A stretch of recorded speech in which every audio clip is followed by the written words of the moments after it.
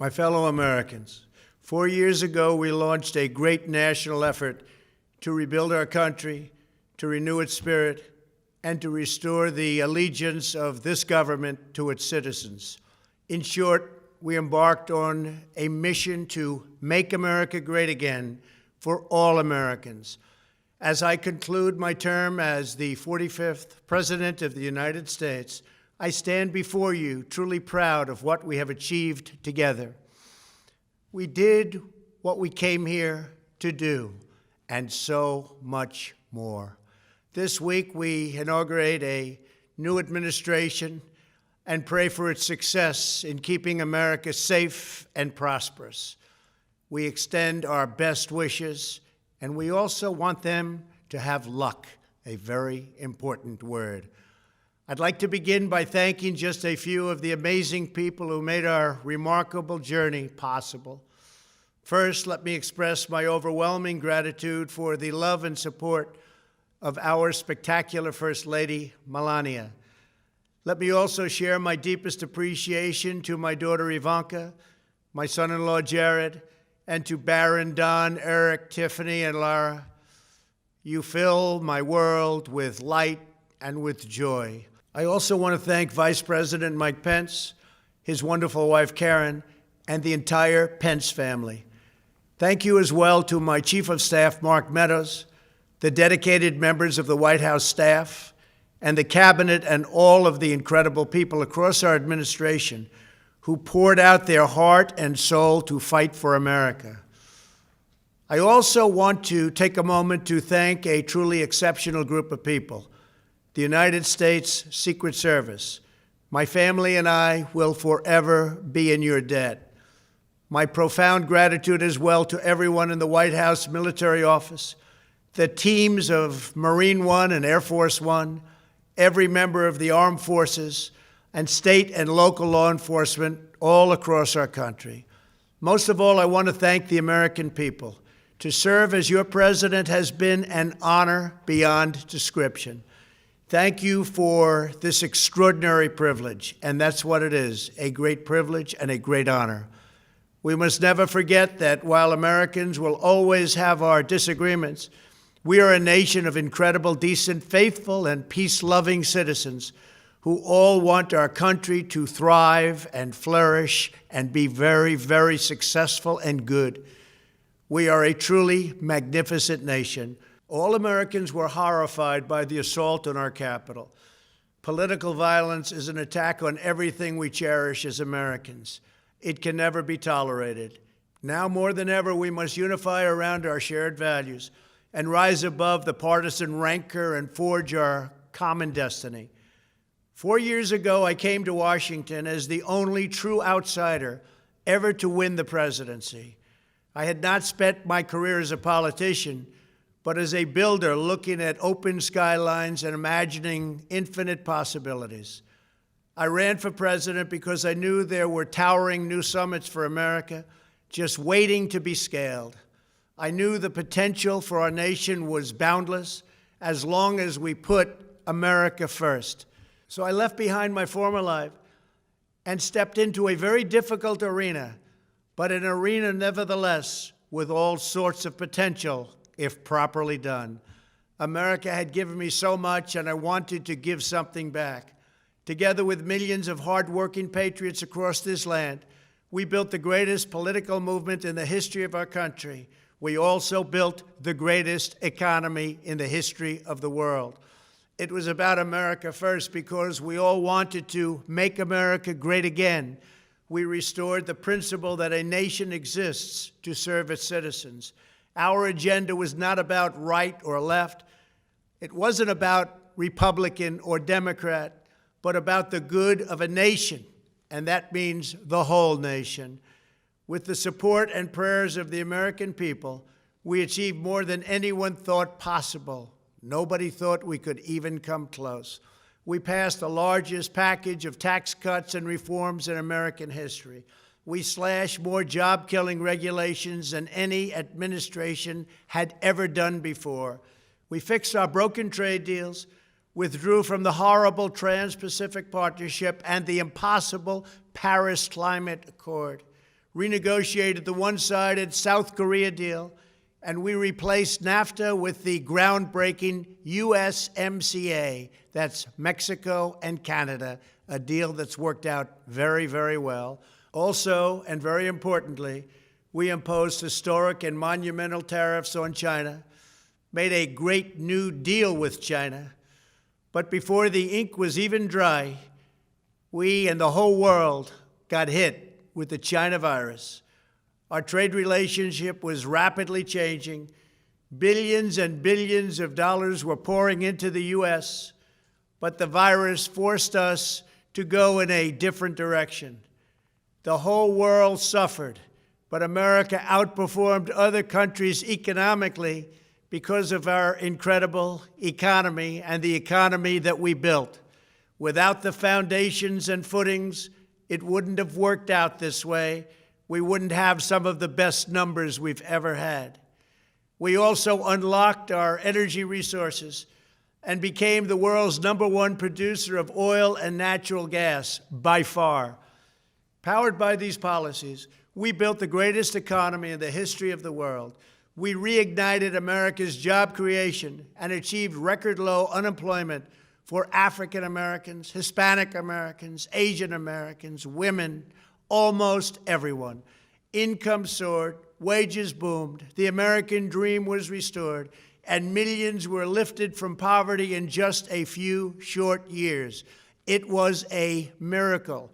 The stock market set one record after another, with 148 stock market highs during this short period of time, and boosted the retirements and pensions of hardworking citizens all across our nation.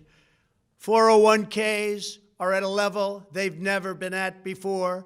We've never seen numbers like we've seen, and that's before the pandemic and after the pandemic. We rebuilt the American manufacturing base, opened up thousands of new factories, and brought back the beautiful phrase, "Made in the USA." To make life better for working families, we doubled the child tax credit and signed the largest ever expansion of funding for child care and development. We joined with the private sector to secure commitments to train more than 16 million American workers for the jobs of tomorrow. When our nation was hit with the terrible pandemic, we produced not one, but 2 vaccines with record-breaking speed, and more will quickly follow. They said it couldn't be done, but we did it.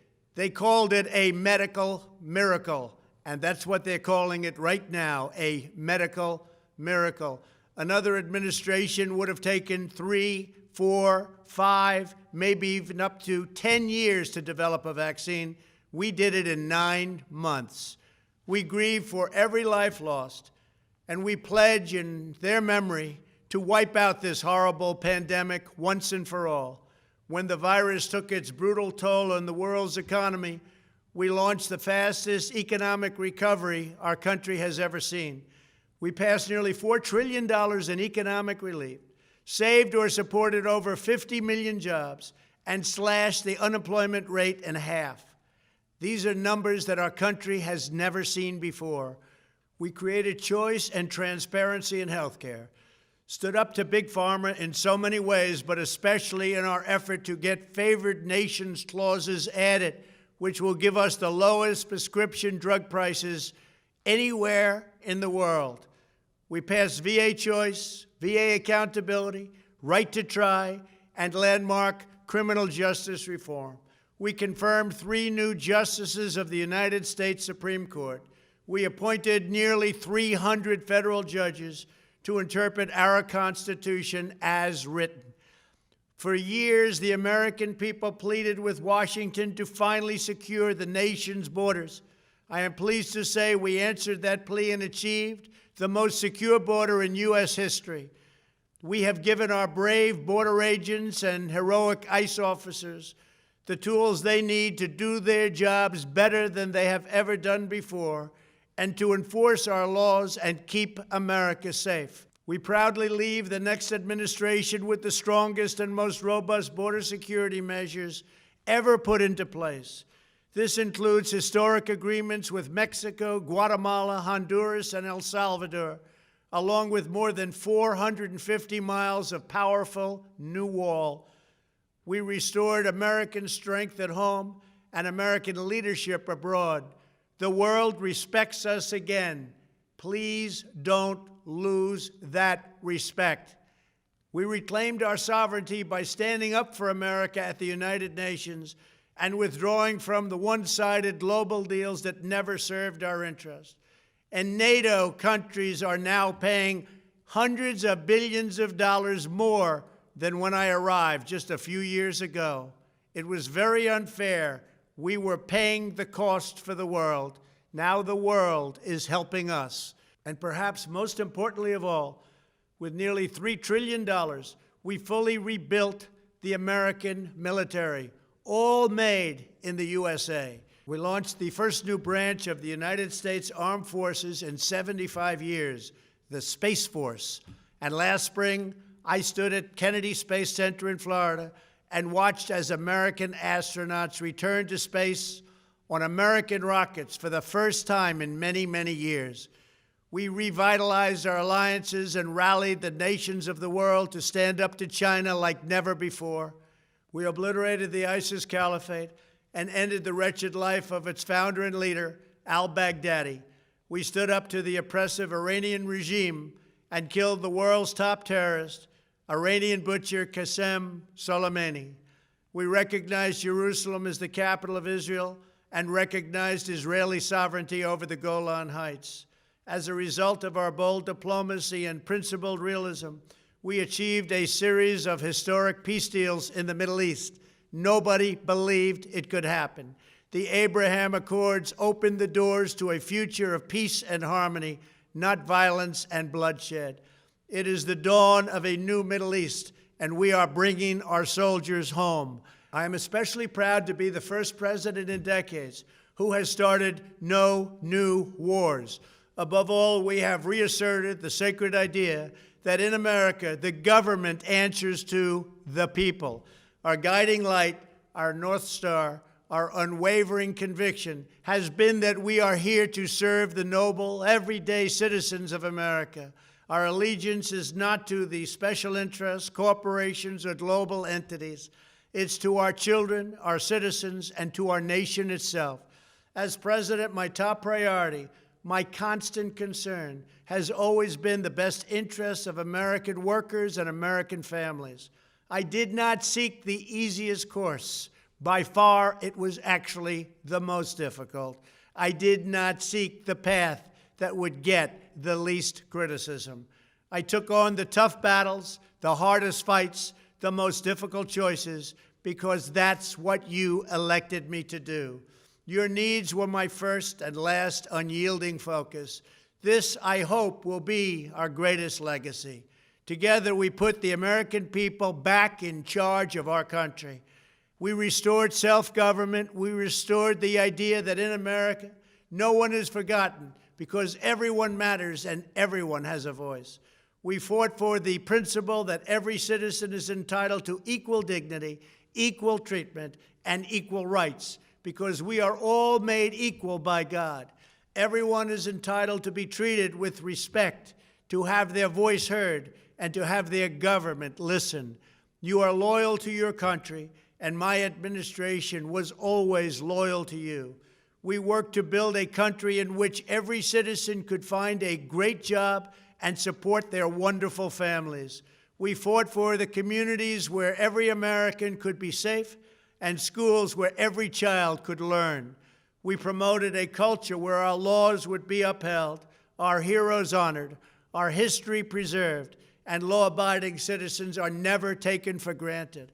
Americans should take tremendous satisfaction in all that we have achieved together. It's incredible.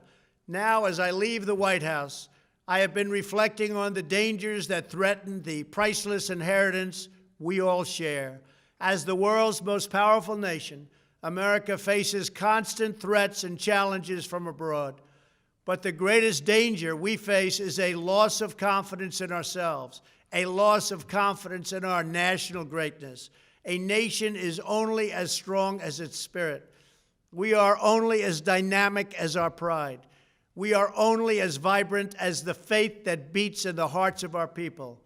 No nation can long thrive that loses faith in its own values, history, and heroes, for these are the very sources of our unity and our vitality. What has always allowed America to prevail and triumph over the great challenges of the past has been an unyielding and unashamed conviction in the nobility of our country and its unique purpose in history. We must never lose this conviction. We must never forsake our belief in America. The key to national greatness lies in sustaining and instilling our shared national identity. That means focusing on what we have in common, the heritage that we all share. At the center of this heritage is also a robust belief in free expression, free speech, and open debate. Only if we forget who we are and how we got here could we ever allow political censorship and blacklisting to take place in America. It's not even thinkable. Shutting down free and open debate violates our core values and most enduring traditions. In America, we don't insist on absolute conformity or enforce rigid orthodoxies and punitive speech codes. We just don't do that. America is not a timid nation of tame souls who need to be sheltered and protected from those with whom we disagree. That's not who we are. It will never be who we are. For nearly 250 years, in the face of every challenge, Americans have always summoned our unmatched courage, confidence, and fierce independence. These are the miraculous traits that once led millions of everyday citizens to set out across a wild continent and carve out a new life in the Great West. It was the same profound love of our God-given freedom that willed our soldiers into battle and our astronauts into space. As I think back on the past 4 years, one image rises in my mind above all others. Whenever I traveled all along the motorcade route, there were thousands and thousands of people.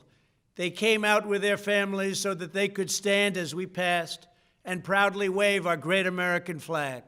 It never failed to deeply move me. I knew that they did not just come out to show their support of me. They came out to show me their support and love for our country. This is a republic of proud citizens who are united by our common conviction that America is the greatest nation in all of history.